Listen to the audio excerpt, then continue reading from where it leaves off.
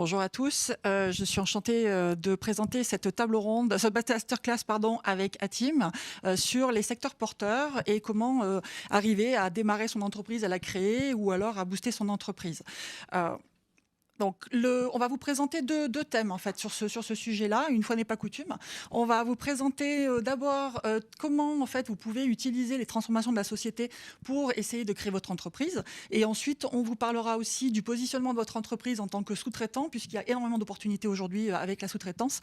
Et donc ça, c'est Atim, mon collègue de la Chambre des métiers et de l'artisanat de Lille, qui va en fait vous en parler dans la suite. Donc, on va essayer de vous donner en quelques minutes les principales voies, les principaux moments qui vont vous inspirer en fait sur votre réflexion de création d'entreprise ou de rebond de votre entreprise, parce que ça peut aussi servir pour rebondir dans son entreprise. Donc c'est moi qui ai l'honneur de commencer cette présentation.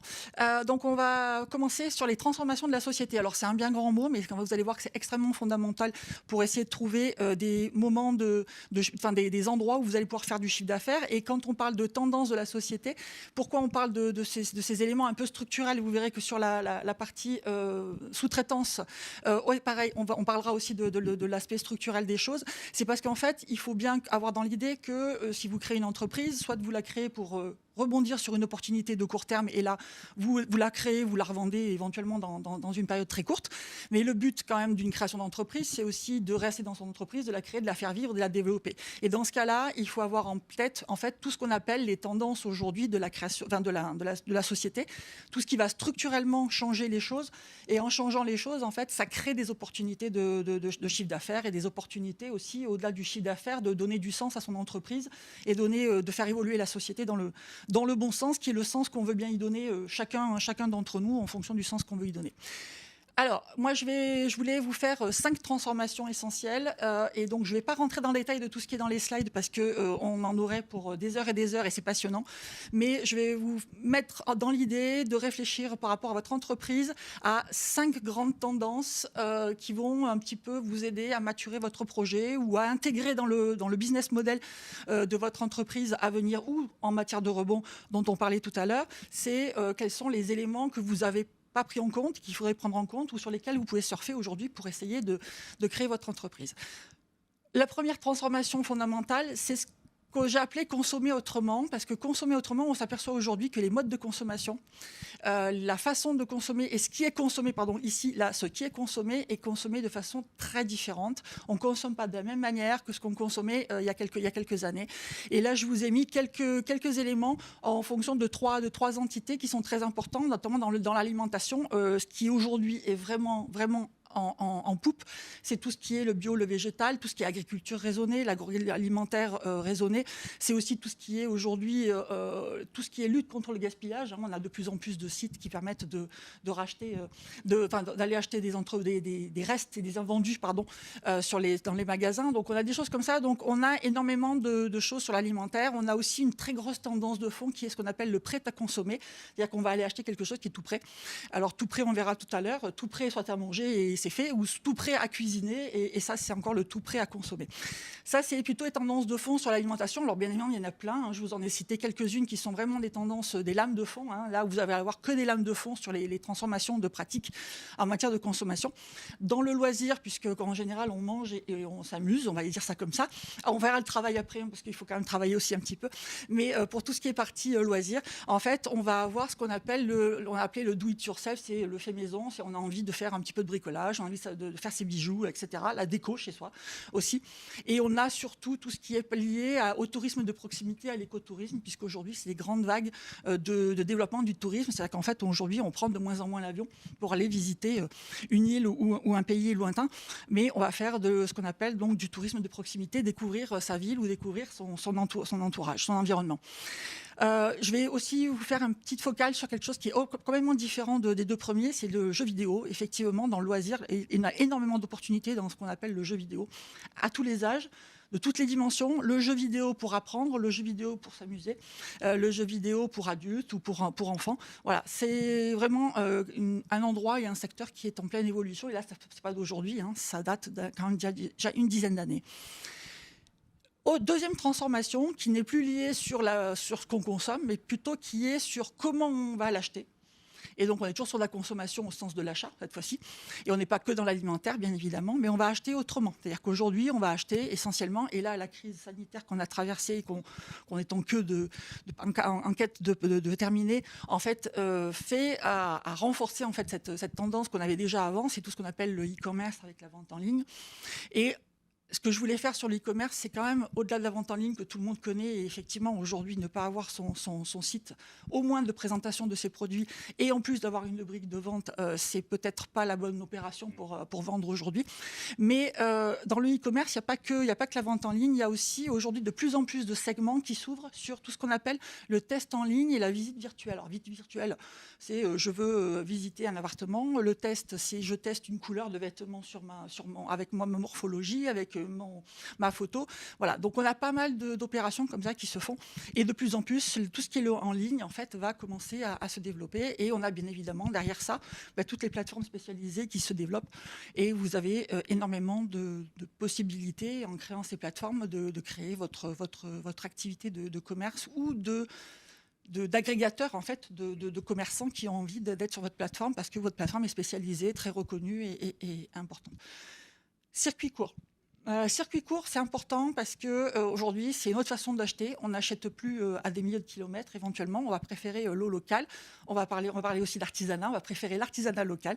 On va faire aussi tout ce qui est le Made in France, une préférence un peu pour la France et pour les produits français parce que la réputation de la France en matière de qualité de produits est reconnue dans le monde entier. Et donc, on va avoir aussi autre petite chose très, très en écart par rapport à toute cette partie de Made in France et d'artisanat, c'est aussi ce qu'on appelle les nouvelles formes d'agriculture et les nouvelles formes les nouvelles formes d'agriculture. C'est-à-dire qu'on va amener l'agriculture à la ville et on va créer des fermes urbaines dans des parkings qu'on va réhabiliter.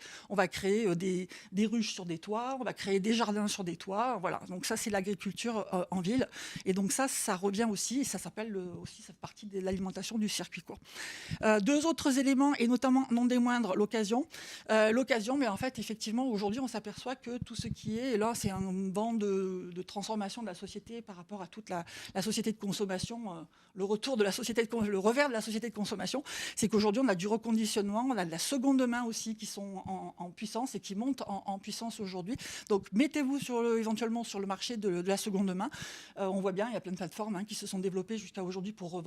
Il y a énormément d'internautes qui revendent aujourd'hui aussi, mais il peut y avoir aussi de la plateforme professionnalisée de seconde main pour revendre et spécialisée. Le reconditionnement, on parle des téléphones essentiellement, mais il n'y a pas que le téléphone. Toute l'informatique peut se reconditionner, ordinateur compris. Et ensuite, il y a un élément qui est un peu moins connu, mais qui existe aussi, c'est en design, c'est le détournement d'objets. C'est-à-dire utiliser un objet à autre chose que ce pourquoi il a été produit initialement. Ça, c'était la partie achat.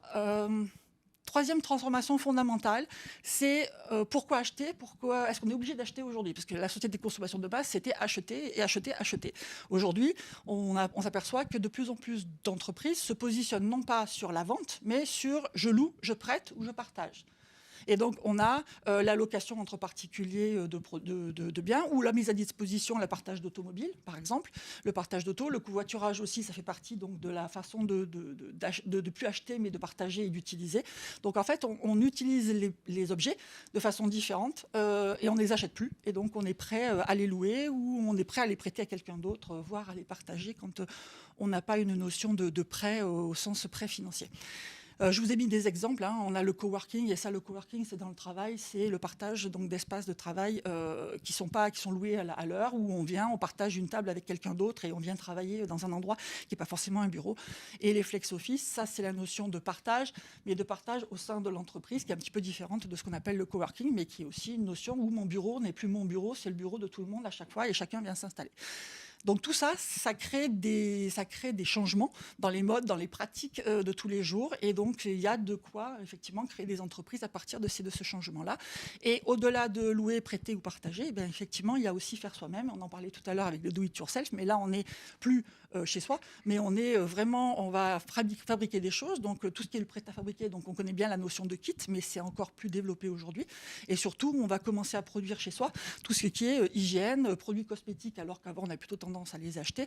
Et puis effectivement, on parlait tout à l'heure des bijoux et des vêtements. Et les vêtements, c'est quand même quelque chose qui est assez basique, puisque tout le monde, à une époque, la couture faisait partie des choses que l'on faisait à la maison en famille. Quatrième et avant-dernière transformation, on n'est plus donc sur l'achat, on n'est plus sur la consommation, on est maintenant sur la partie travail. Et on se disait aujourd'hui, des opportunités pour créer sa boîte, ça peut être des opportunités qui sont liées aux évolutions des modes de travail. Je vous ai mis trois angles différents de ces évolutions-là et qui peuvent être porteurs d'activités pour vous. Donc prenez-le plutôt pour vous inspirer de ça, pour essayer de créer votre entreprise. Et donc on a dans la partie travail, c'est sur la partie des activités de conception et de production. Et bien là, on va avoir tout ce qui est l'usage donc de la réalité virtuelle et du 3D qui va venir permettre de matérialiser en fait quelque chose qu'on n'a pas encore produit ou qu'on n'a pas conceptualisé pour essayer de tester. Donc c'est tout ce qui est secteur automobile, il a déjà très fortement utilisé dans les cabinets de conception, mais ça peut se faire sur n'importe quel. Les architectes aussi le font. Enfin voilà, donc ça peut se mettre un peu dans toutes les activités qui nécessitent en fait de prévisualiser l'objet, parce qu'on a besoin de faire des tests ou des choses réglementaires, de respecter de la réglementation, et donc ça permet de le préconcevoir. Là derrière, une nouvelle notion qui arrive aujourd'hui, qui est un petit peu différente parce que c'est vraiment une tendance qui émerge aujourd'hui, c'est ce qu'on appelle le métavers. Le métavers, c'est en fait la conception en fait d'un univers. J'évolue dans un univers qui est virtuel complètement et qui n'est pas réel.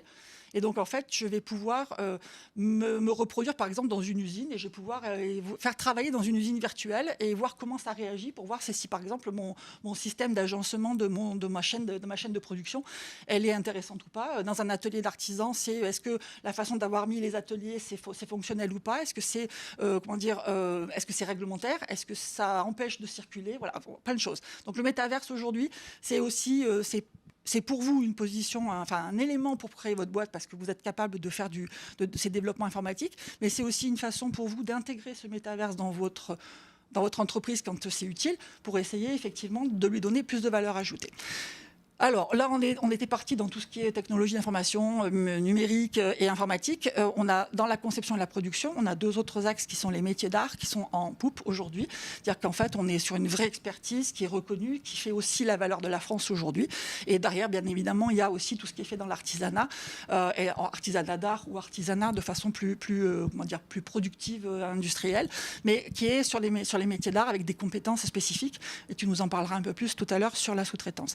Ça, c'est la partie plutôt conception-production. Si on doit parler du travail en général, et notamment aujourd'hui des transformations de la société, on voit bien qu'aujourd'hui, le numérique fait de plus en plus partie, bien évidemment, naturellement, de nos préoccupations. Il y a encore des générations qui ne sont pas au numérique, il y a encore des entreprises qui ne le sont pas aujourd'hui, et donc on a besoin de former à la fois les personnes individuelles, mais aussi les entreprises, à l'usage par exemple, de ce numérique. Mais ce n'est pas que le numérique, c'est aussi toutes les nouvelles compétences qu'on va avoir besoin demain dans l'entreprise. Et donc, quand on a ces formations, quand on crée ces formations-là, on va créer de la valeur ajoutée parce qu'on va créer des formations pour former des gens aux métiers de demain. Et donc, ces métiers de demain, c'est l'avenir de nos entreprises. Donc, vous êtes à la source, dans ce cas-là, vous êtes à la source du chiffre d'affaires de demain et de la dynamique de production en France. Donc, là-dessus, on a les modes d'apprentissage, bien évidemment. On est sur l'initial, mais ça touche aussi la formation continue. On va être aussi sur l'e-formation. Et ça énormément, puisqu'on fait beaucoup de formations en ligne aujourd'hui aussi. Et alors, petit élément qui est important sur la transformation liée au métier, c'est tout les activités de coaching. Aujourd'hui, on s'aperçoit que les activités de coaching font une bulle. Aujourd'hui, on va faire du coaching de l'enfant, parce que l'enfant, même en bas âge, même un enfant qui a 10 ans ou qui a 8 ans, on va le coacher. On va faire du coaching d'adulte. Alors l'adulte, on connaît le coaching sportif, bien évidemment, mais ça, c'est important. Mais il va y avoir le coaching de vie aussi. Et surtout, on va développer, et ça, c'est une bulle qui arrive aujourd'hui, et notamment avec l'histoire du travail à distance, aujourd'hui, que l'on n'avait pas en pratiqué dans toutes les entreprises. On a le coaching d'entreprise, où on va coacher les managers et les salariés à des nouvelles formes d'organisation du travail. Voilà. Donc ça, c'est vraiment une bulle sur la formation qui est liée au coaching. Et puis, bien évidemment, ce coaching, il est lié effectivement à la gestion de la distance, puisque c'est important aujourd'hui, puisque de plus en plus d'entreprises font du télétravail ou ont des collaborateurs en mobilité. Voilà. Et donc, sur ces deux points-là, il y a la gestion de la distance et de la mobilité à assurer. Donc ça, il faut former les gens. Et bien évidemment, le corollaire de tout ça, c'est ce qu'on appelle le bien-être au travail, puisque ça devient aussi important. Hein. On sait très bien qu'un collaborateur heureux est un collaborateur qui, productif, on va dire ça comme ça. Et donc là derrière, le bien-être au travail, ça passe par les outils de mobilité, les outils liés au télétravail, donc la formation, l'espace, l'agencement. C'est aussi le sport et la culture en entreprise. C'est comment on peut développer des activités qui permettent aux entreprises en fait de fournir des activités sportives et culturelles au bureau. C'est aussi tout ce qui est l'organisation de l'espace de travail. Comment aujourd'hui ne pas être dans un espace de travail classique qui donne envie de travailler et de venir travailler aussi au bureau. Et puis ensuite, c'est tous les services apportés aux salariés, la conciergerie qui sera en plus. C'est ce qu'on peut avoir dans des entreprises. Ça, c'est ce qu'on appelle le bien-être au travail. Donc, vous voyez, il y a plein de créneaux, en fait, qui ne sont pas forcément hyper high-tech, qui avaient des créneaux, mais qui sont porteurs de valeur ajoutée dans les entreprises et pour lesquels il y a des opportunités aujourd'hui de chiffre d'affaires. Je terminerai, pour essayer de ne pas empiéter sur le temps de mon collègue, je vais terminer sur ce qu'on appelle vivre plus longtemps. Et c'est la 5e et la dernière transformation que je vous donnerai aujourd'hui. Vivre plus longtemps, oui, aujourd'hui, on sait très bien que l'allongement de la durée de vie est un élément important de nos sociétés. Et aujourd'hui, effectivement, plus on va vivre loin, plus on va vivre tard, plus on va vivre éventuellement, on ne travaillera pas forcément beaucoup plus longtemps. Et donc, on va avoir ce qu'on appelle l'économie des seniors. Et les seniors, aujourd'hui, ils sont en bonne santé, heureusement pour la plupart. Et donc, ils vont avoir besoin peut-être de la notion donc le résidentiel, c'est où est-ce que ces personnes-là, éventuellement, peuvent être hébergées si elles n'ont pas envie de rester chez elles. C'est aussi tout ce qui est l'outil informatique lié aux seniors qui n'ont pas forcément cette appétence informatique naturellement aujourd'hui. C'est aussi tout ce qui est, et là, c'est dommage, mais c'est le maintien à domicile avec la vieillesse, et donc c'est les services à la personne avec le maintien à domicile.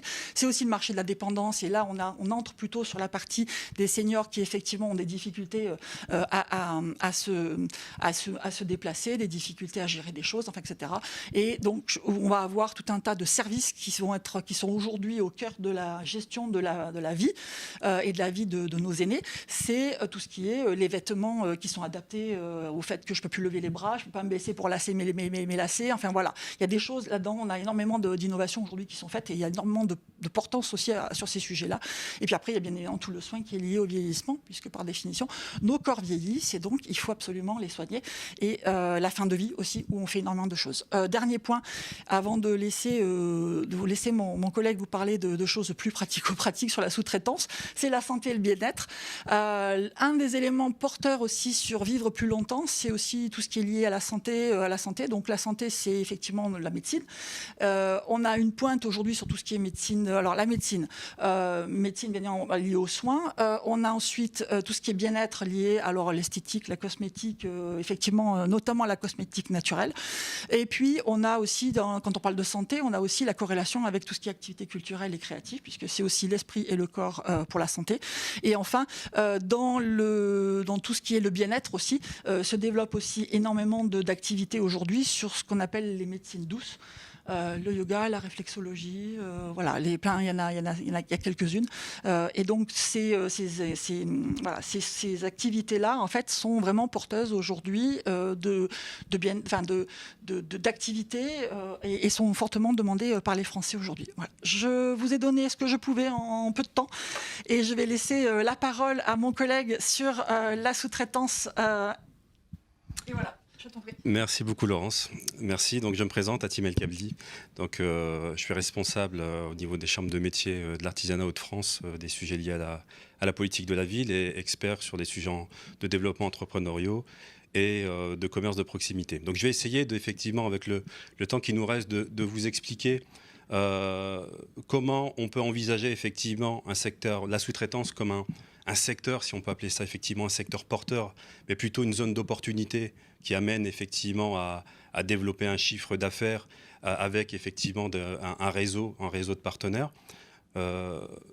Alors, dans un premier temps, l'idée principale qui en découle, c'est que la sous-traitance, c'est une zone d'opportunité de moyens, d'affaires qui répond donc à un besoin qui est lui constant, mais aussi occasionnel de productivité par le donneur d'ordre. Donc en fait, l'idée, c'est d'imaginer la sous-traitance comme une opportunité qui amène effectivement en fait à un développement de son entreprise par des zones d'opportunité. Alors il y a différents types de sous-traitance. On a recours à la sous-traitance de différentes manières. Alors on a effectivement la sous-traitance de capacité.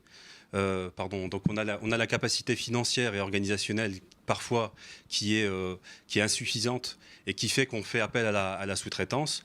Mais on a aussi parfois recours à la sous-traitance parce qu'on a un besoin spécifique ou une insuffisance technique, parce qu'effectivement, on n'a pas envisagé d'internaliser cette compétence en fait, au sein de l'entreprise, et effectivement, on va aller chercher la compétence en dehors du champ de l'entreprise. Alors, par définition, on va essayer d'utiliser effectivement d'être synthétique sur la définition, parce qu'il y en a plusieurs. C'est l'opération par laquelle une entreprise dite donneur d'ordre, donc confie à un sous-traitant, donc le soin d'exécuter pour elle, et selon un cahier des charges bien préétabli, une partie des actes de production et de services dont elle conserve la responsabilité finale. Donc c'est quand même très important, c'est qu'on est dans un rapport quand même contractuel, dans lequel effectivement les choses sont cadrées et qui renvoie effectivement comment dire, à une règle bien établie en fait, d'un point de vue juridique. On va distinguer deux types de sous-traitance. Donc il y a effectivement la sous-traitance conjoncturelle, ou qu'on appelle également la sous-traitance de capacité. Elle est là clairement pour pallier en fait une insuffisance à un moment donné, imprévu en fait ou momentané de l'entreprise par rapport à effectivement un besoin presque exceptionnel parfois. Où là effectivement on va la solliciter, et on verra qu'on l'utilise sur des secteurs bien particuliers, notamment dans le bâtiment. Voilà.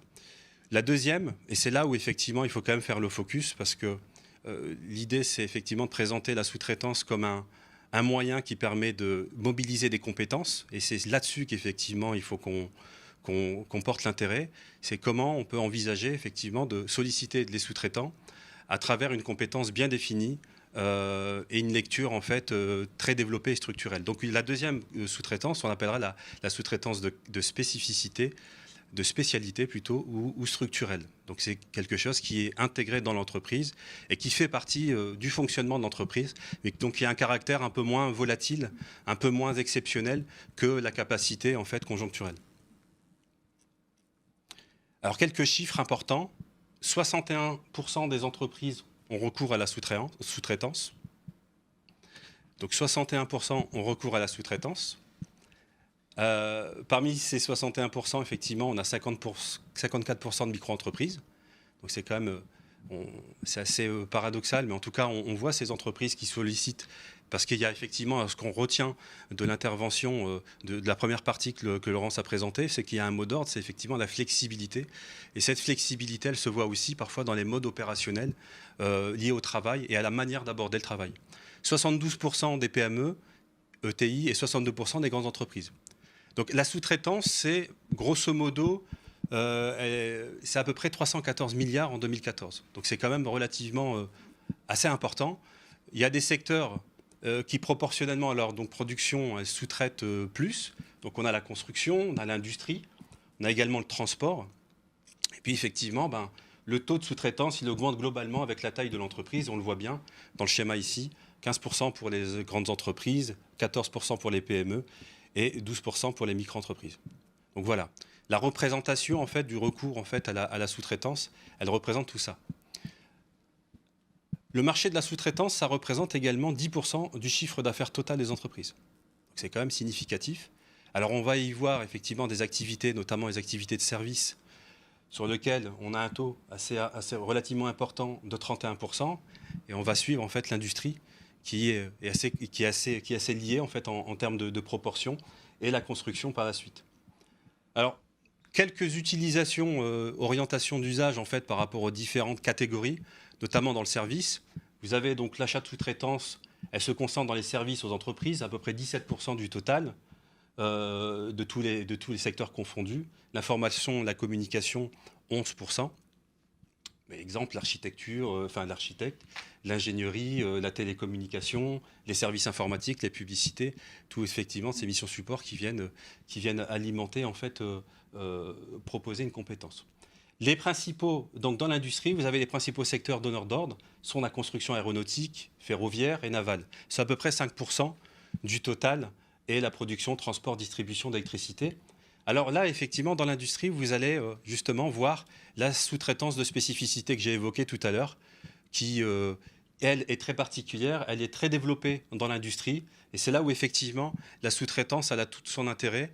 Donc, pour les personnes qui ont une compétences spécifiques, notamment sur des métiers pointus, l'industrie aujourd'hui est demandeuse en fait de ces compétences-là dans le cadre de leur développement, mais aussi de l'utilisation de cette compétence. Dans la construction, le taux de sous-traitance dans la construction, c'est grosso modo 40%. Donc de la sous-traitance, et qu'on appelle d'ailleurs souvent, enfin on a souvent ce qu'on appelle dans la construction, ce qu'on appelle la sous-traitance en cascade. Donc c'est une pratique fréquente, donc où les majors du secteur font souvent appel à des sous-traitants pour le second d'œuvre. Alors encore une fois, on est effectivement dans l'utilisation là. On est à mi-chemin entre avec la sous-traitance conjoncturelle et spécifique. Alors, je note effectivement que dans les activités de construction, alors je représente aussi aujourd'hui la Chambre de métiers de l'artisanat, on est aussi sur des activités artisanales et on l'a vu, même dans les champs de développement des activités, dans les secteurs porteurs, on a vu aussi beaucoup d'activités artisanales. Et en fait, ce qu'on retient, c'est effectivement, c'est que dans ces activités artisanales, il y a des compétences qui sont allouées parfois pour des prestations bien dédiées, avec, là on parle de la sous-traitance, mais la compétence qui est dédiée à un métier, parfois elle amène effectivement en fait, à solutionner ou à apporter en fait, à contribuer au développement des petites, des grandes entreprises et autres. Donc dans le transport, on a le secteur des transports qui sous-traite à peu près 21% de son processus de production. Souvent c'est l'entreposage, des services auxiliaires qui réalisent plus de la moitié des achats de sous-traitance, à peu près 9%. Et puis dans le commerce, où là le commerce on est plus entre guillemets sur des activités, on est sur une proportion un peu plus basse, où les besoins en sous-traitants se focalisent sur le commerce de gros, surtout celui du bien domestique et des autres équipements industriels. Alors j'ai mis quelques chiffres pour... Là, je vous présente en fait la sous-traitance industrielle et artisanale. Donc j'ai voulu mettre quelques chiffres. Ce qui est important, en tout cas ce qu'il faut retenir sur celui-ci, c'est... sur ce slide, c'est 82% des entreprises de la sous-traitance industrielle étaient des TPE artisanales en 2016. Et j'ai repris aussi la citation du président de la Chambre des métiers, Chambre de métiers France, Joël Fourny, qui disait effectivement que maîtriser l'usinage d'une pièce de matière traditionnelle permet, dans un second temps, d'appréhender les différentes phases d'usinage sur un centre à commande numérique. Donc ça montre bien effectivement que sur des activités artisanales, la compétence artisanale, le métier que détient la compétence, peut être un apport en forte valeur ajoutée pour l'industrie. Donc il n'y a pas de dichotomie entre les deux, bien au contraire, il y a surtout de la complémentarité. Et ce qui montre effectivement aussi que le petit schéma sur les principaux enjeux des entreprises en sous-traitance, alors c'était une étude partenariale qui avait été faite en Centre-Val de Loire, où effectivement le focus spécifique pour l'échantillonnage en fait, des personnes qui ont été sollicitées pour cette étude-là, qui indiquait effectivement ce 72% sollicités voulaient en fait un maintien des compétences. Et c'est effectivement le focus particulier, notamment dans la productivité, c'est de maintenir ces compétences-là et de les mettre à profit. Ensuite, une représentation rapide en fait, de la Chambre de métier, c'est à peu près 1,8 million d'entreprises artisanales.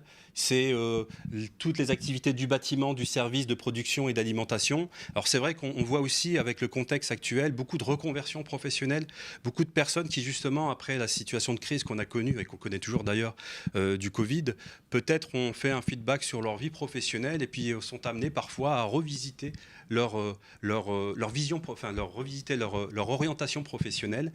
Et effectivement, les tendances, je fais le lien avec ce qui avait été dit tout à l'heure par Laurence, c'est qu'on avait aussi beaucoup d'activités sur le recyclage, sur les réparations, sur le deuxième main et puis d'autres sujets où effectivement, on a aussi besoin de cette compétence-là parfois pour amorcer ce type d'activité. Donc la formation et la compétence sur des métiers de l'artisanat peuvent être effectivement aussi une valeur ajoutée dans cette logique.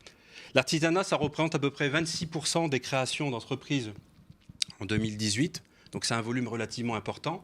Et il y a à peu près 177 500 entreprises artisanales qui ont été créées, dont à peu près 50 000 micro-entrepreneurs. Dans l'industrie, ça peut effectivement être un élément important de se dire que comme on l'avait indiqué tout à l'heure, dans la sous-traitance industrielle, la sous-traitance industrielle sollicite souvent en fait de la sous-traitance spécifique, ou ce qu'on appelle la sous-traitance structurelle. Où là, effectivement, on est sur des volumes, des responsabilités qui sont un peu plus importantes. Alors, j'ai fait le corollaire sur ce diaporama avec les 3 chiffres clés du secteur. 29% d'entreprises artisanales de sous-traitance industrielle en France. Donc, il y a à peu près 29 000 entreprises dans l'artisanat et 97 000 salariés sont employés au sein des entreprises des 10 secteurs. Et à peu près 14,4 milliards d'euros de chiffre d'affaires réalisés par les entreprises des activités de sous-traitance industrielle. Donc, grosso modo, c'est à peu près 3 millions en fait de salariés, dont effectivement des entreprises qui ont plus de 250 salariés qui embauchent la moitié de ces personnes. Pour conclure sur cette diaporama, ce qu'on doit noter aussi, c'est que la sous-traitance industrielle, elle génère à peu près 8% de la valeur ajoutée de l'industrie manufacturière. Et encore une fois, on le revoit dans une étude qui avait été menée aussi dans le Centre Val, c'est le recrutement qu'envisagent les sous-traitants généralement, ce sont effectivement des ouvriers qualifiés. Donc je fais encore le lien avec la compétence et la spécificité en fait au travail et la compétence qui est parfois sollicitée autant dans l'industrie que dans les métiers de l'artisanat. Alors, les champs d'application et de limites de la sous-traitance, on a effectivement une sous-traitance de produits, d'exécution de travaux, ça on l'a vu. Il y a effectivement aussi ce qu'on appelle l'impartition. Donc là, c'est le rapport de confiance. Alors évidemment, entre un sous-traitant et l'autre, je vous ai dit, il y a un cadre juridique à respecter, mais il y a aussi un rapport de confiance parce que c'est basé, et c'est la synergie de chacun des deux personnes en fait. Mais il y a également en fait la limite. Il y a aussi des limites dans la sous-traitance dès lors où elle est engagée. C'est la perte de savoir-faire, le risque de dépendance, parfois la perte de qualité. Et la responsabilité qui parfois, effectivement, peut être une limite dès lors qu'en réalité, elle n'est pas rationalisée. Alors, enfin, la sous-traitance, on la présentera plutôt comme un enjeu dans lequel elle aura effectivement un enjeu stratégique pour l'entreprise, parce qu'elle répondra à 5 points principaux: la flexibilité économique et de ressources, l'amélioration du seuil de rentabilité par l'utilisation à un moment donné d'une compétence dédiée en vue justement d'une intégration peut-être continue, et là on passe sur de la sous-traitance structurelle, limiter les dépenses, gérer les imprévus, respecter les échéances de livraison, parce qu'effectivement, parfois il faut dans l'urgence répondre à des commandes, et cette utilisation-là peut être un moyen intéressant d'optimisation en fait des process, et les propositions de nouvelles présentations, de nouvelles prestations spécifiques en fait à l'intervention. J'ai un peu de temps ou pas Vas-y, après on pourra faire un petit point sur 2-3 choses d'autres. Tout à fait. Simplement, les finalités de l'entreprise, pour l'entreprise, c'est effectivement de répondre à un besoin constant, comme on l'a vu, partiel et de main-d'œuvre, un accroissement des volumes de production et d'une flexibilité de processus de production, une meilleure réactivité, et j'en passe. Il y a effectivement la mobilité et la flexibilité, et c'est effectivement là où l'enjeu il est important, et c'est là-dessus que je mets le focus. On est dans un contexte aujourd'hui où la flexibilité elle s'impose à tous, parce qu'il y a une conjoncture, parce qu'effectivement le marché il est vaste, et comment dire, le sujet de la sous-traitance, comme les sujets d'adaptabilité en fait au secteur porteur, ont un mot d'ordre, c'est effectivement la flexibilité, et qui amènera effectivement une structuration de la valeur ajoutée pour qu'elle soit pertinente sur un marché. Et c'est ce qui est important, parce qu'effectivement, si on reste simplement sur une lecture en fait linéaire en normalisant en fait le marché comme on l'a connu, effectivement aujourd'hui on a quand même une obligation d'une certaine manière de recentrer en fait nos activités sur les compétences et les différents moyens, et d'innover également sur les différents moyens de productivité pour compenser parfois en fait certains métiers en tension ou certaines problématiques liées à une productivité. Voilà. Je laisserai à disposition de toute façon le diaporama, et je vais laisser Laurence prendre le relais. Merci bien. Merci. Écoutez, voilà, donc on a aujourd'hui, c'est un peu ce qu'on voulait vous présenter de façon extrêmement synthétique sur le sujet. On va prendre éventuellement quelques questions. Si vous avez des questions, elles sont remises dans le chat, donc n'hésitez pas à nous les écrire, à nous les passer. On est prêt à y répondre, bien évidemment. Moi, ce que je voudrais aussi, c'est parce qu'on l'a pas mis dans l'intervention, parce qu'on pensait qu'on n'aurait peut-être pas le temps de tout faire.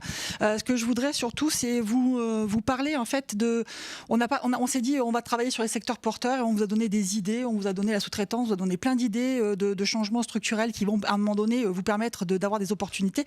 Sauf que on vous a pas parlé de le secteur, est-ce qu'il est porteur, et dans ces cas-là, le porteur en fait c'est quoi un secteur porteur, quoi, en fait? Pourquoi on parle de secteur porteur? Et en fait, le porteur, moi je pense qu'il faut qu'on... Enfin, la notion de secteur porteur, pour moi, elle est un petit peu galvaudée.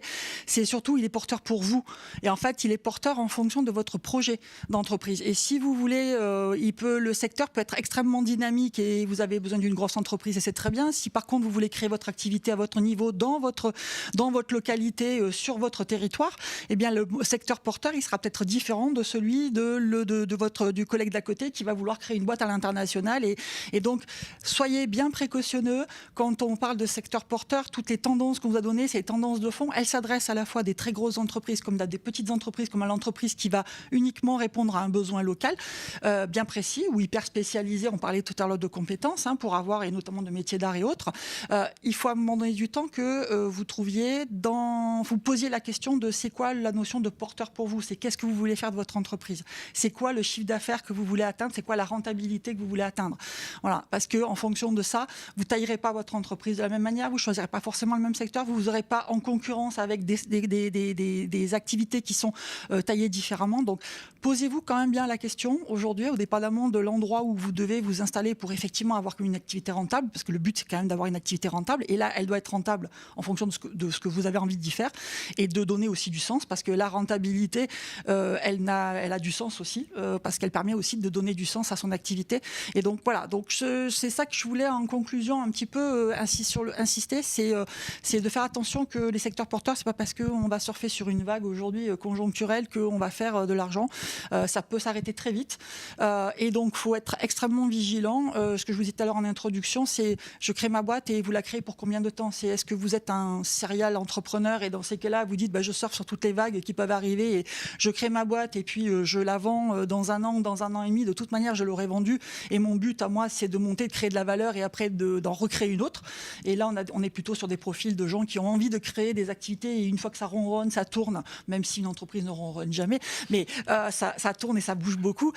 Il faut aussi qu'à un moment donné du temps, voilà, en fonction de votre envie de créer ou pas, de rester stable dans le temps, de la développer, de la faire croître, de la garder jusqu'au bout éventuellement, parce qu'il y a des gens qui créent et qui les gardent jusqu'au bout. Est-ce que c'est votre emploi uniquement? Est-ce que c'est vous voulez créer de la valeur, vous voulez employer des gens? Voilà, tout ça, ça va entrer aussi dans le cadre de ce qu'on appelle un secteur, enfin dans la détermination de ce que peut être l'activité porteuse par rapport à votre projet, parce que ça va tailler un peu votre entreprise, ça va tailler le secteur dans lequel vous allez vous impacter, enfin, vous installer. Voilà, je pense que sur la sous-traitance, c'est un peu le même cas, quoi. Tout à fait. Après, effectivement, il y a quand même un focus particulier à donner effectivement sur la notion en fait de détermination. On peut avoir énormément d'idées, on peut avoir énormément en fait, d'envie de faire, mais ce qui est important, c'est la structuration du projet, c'est d'identifier non pas d'avoir une approche en fait opportuniste du sujet, mais plutôt avoir une opportunité qui amène à une structuration liée en fait à la structuration d'un projet, parce que les déterminismes même d'un projet entrepreneurial, ils amènent parfois effectivement à une connexion importante sur comment générer du chiffre d'affaires, quelle clientèle je vais aller capter. Et parfois, effectivement, il y a des tendances. Et puis, on est ici, Laurence, sur un marché qui bouge beaucoup, avec une flexibilité qui s'impose, et puis aussi un marché qui s'est un peu élargi, en dehors parfois même des frontières. Donc on a parfois, alors j'ai beaucoup parlé notamment des activités artisanales pour dire effectivement que pour mettre le focus sur la compétence métier, parce qu'effectivement parfois, comme je dis souvent, on peut perdre un métier, mais on peut perdre un emploi, mais pas un métier. Et effectivement, la notion entrepreneuriale, elle a aussi elle impose parfois effectivement à mobiliser des moyens et puis à bien structurer à travers un bon business plan, un bon réseau. D'ailleurs, aujourd'hui, c'est le moment, effectivement, de rencontrer des gens dans le réseau à travers l'événement Big organisé par la BPI. C'est aussi l'occasion, effectivement, d'échanger. Et j'espère, d'ailleurs, que l'intervention, elle vous aura permis, peut-être, d'ouvrir les champs sur la notion de mise à disposition, enfin de réalisation d'un projet à travers peut-être une compétence. Parfois, il ne faut pas s'enfermer. Effectivement, on a parfois dans les obligations de développement le focus formation qui est, lui, important parce qu'il permet d'amorcer un projet dans les meilleures conditions. Et puis, effectivement, toutes les tendances que présentait Laurence, notamment sur les nouvelles économies, oui. Je souris, vas-y, je souris, je lirai après parce que ce ne sont que des compliments. Tu peux les lire puisqu'il nous reste... Vas-y, finis, je lirai après. Non, vas-y, je t'en prie, vas-y. En fait, nous avons quelqu'un deux personnes qui sont très sympathiques, qui nous ont dit merci, intervention très, très instructive, et puis une troisième qui nous a dit c'est pas du rêve, c'est du concret, merci beaucoup, c'est bien. Bon, voilà. Écoutez, on était là pour ça. Ça fait plaisir parce que effectivement, on est dans quelque chose. Nous, les secteurs porteurs, lorsqu'on a abordé ensemble, le champ des possibles est ouvert en fait. Le secteur porteur, il y a le champ des opportunités est ouvert. On peut pas non plus segmenter à travers une activité définie, bien particulière. Par contre, il y a ces zones d'opportunité. Il y a parfois effectivement une lumière. On peut appeler ça une lumière, c'est beau, de dire effectivement qu'il y a parfois des activités sur lesquelles on fait le focus et on voit souvent les sujets qui sont liés à l'écologie, on voit souvent les sujets qui sont liés en fait à l'optimisation des matières, mais aussi au mode de pratique en matière de production et de productivité au travail qui parfois peuvent être effectivement gérés dans la sous-traitance. Alors je voulais quand même souligner sur la sous-traitance et insister, même si effectivement j'ai présenté la sous-traitance sous deux angles, hein, la sous-traitance conjoncturelle et spécifique. Effectivement, la sous-traitance conjoncturelle, elle a vocation effectivement à ne pas intégrer en fait une démarche à long terme, mais plutôt à répondre à une situation exceptionnelle. Et celle qui est spécifique et structurelle, elle amène effectivement à un développement concomitant en fait entre deux tiers, et qui permet effectivement d'amener en fait à un développement d'une économie en lien avec l'entreprise en laquelle on va se traiter. Je voudrais juste, parce qu'il nous reste quelques minutes et on l'a pas mis dans les slides et on va peut-être le rajouter là. En fait, on vous a mis les deux sites, bien évidemment de la Chambre des métiers de l'artisanat, notamment celle des Hauts-de-France. Sur CMA, vous avez aussi toute l'activité de portail de veille de l'activité de la Chambre des métiers de l'artisanat qui fait un boulot de titan. Je compte le dire parce qu'on bosse énormément avec eux aussi et sur lesquels vous aurez beaucoup d'informations. Et puis ensuite, côté BPI France Création, je vous ai mis le site BPI France Création parce que si vous voulez créer votre entreprise, vous avez une mine d'or d'informations pour créer votre entreprise. Par contre, je l'ai oublié et je suis vraiment désolée de ne pas l'avoir fait, mais vous verrez à partir de BPI France Création, vous pouvez accéder à ce qu'on appelle la librairie des dossiers projecteurs. Et si vous avez envie de vous lancer dans un métier et qu'on a pu vous faire un guide d'accompagnement, on sera très content effectivement que ce guide vous accompagne dans la réflexion de votre projet. Et donc nous rédigeons avec mon équipe des dossiers projecteurs sur des métiers comme la boulangerie, l'esthétique. On a fait aussi par exemple le yoga, on fait aussi le tatouage, on a fait plein d'activités comme ça. Et plein d'activités, c'est comme ça aussi qu'on s'aperçoit que ça boom et que ça vient, parce que c'est en vendant ces dossiers projecteurs qu'en fait on s'aperçoit que les gens sont très intéressés. Et donc vous avez à partir de BPI France Création une librairie sur les dossiers projecteurs, et là ça vous permettra effectivement d'avoir une étude de marché, enfin des éléments d'ensemble sur chaque activité plus précis en fonction de votre envie de créer.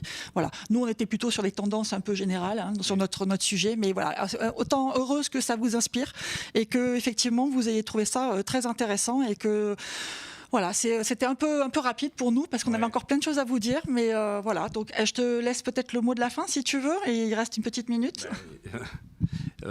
Dire simplement que, alors le mot de la fin, c'est dire déjà on est très content effectivement que ça vous ait plu, parce qu'effectivement le sujet est pas si évident que ça, parce qu'on a plein de choses à dire, et c'est vrai que en fonction du temps qui nous reste, c'est pas. On aurait pu rester encore une petite heure, si ce n'est plus. Mais il n'empêche que cette approche qui est liée à la sous-traitance, considérer que la sous-traitance en tant que telle, enfin le message principal, c'est que pour mettre en place un projet et créer des opportunités d'affaires, ce qui est important, c'est de vous former et puis d'acquérir des compétences qui vous amènent peut-être à un projet. Tout à l'heure, je parlais par exemple de reconversion professionnelle. Je parlais parfois effectivement de spécificité en fait dans l'approche professionnelle d'un métier. Et il est jamais trop tard. Il est jamais trop tard pour faire ce qu'on a envie de faire professionnellement et utiliser en fait le créneau de la formation aussi pour pouvoir arriver à l'objectif.